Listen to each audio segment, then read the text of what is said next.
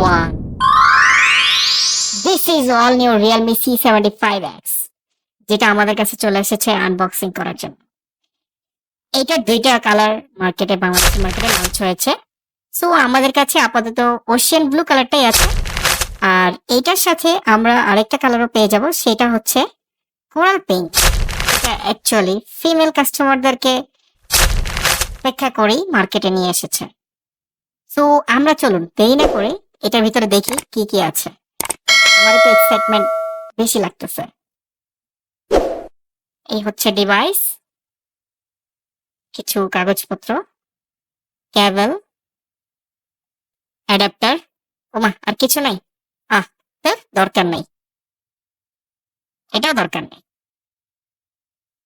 এটার মধ্যে কি আছে? ওই কাগজপত্র, পিন। ও, একটা কাভারও দিচ্ছে ট্রান্সপারেন্ট, অ্যাজ ইউজুয়াল ট্রান্সপারেন্ট কাভারও দিয়ে দিয়েছে। এটাও দরকার নেই। আসুন, এটা হচ্ছে অ্যাডাপ্টার, যেটা হচ্ছে 45 ওয়াটের চার্জার।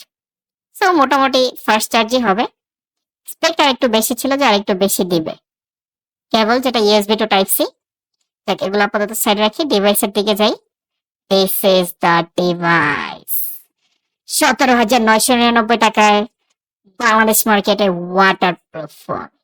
ওশিয়ান ব্লু কালারটা জোস, লাইট যে রিফ্লেক্টের ব্যাপারটা, এইটা জোস।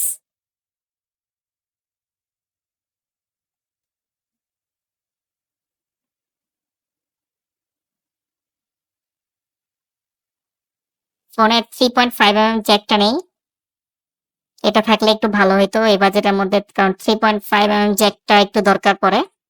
না হলে আপনার আবার একটা টাইপ সি হেডফোন কিনতে হবে। যাক, সেটিংস গুলো শেষ করে ফেললাম। সেটিংস এ কি আছে বাংলাদেশ দিয়ে দিলাম। ওকে, অল ডান।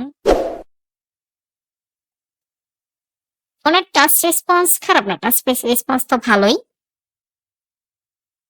আমরা এটা আরেকটা ভিডিও করেছিলাম, যেটা হচ্ছে পানিতে গিয়ে একদম 300 ফিটের নদীতে গিয়ে।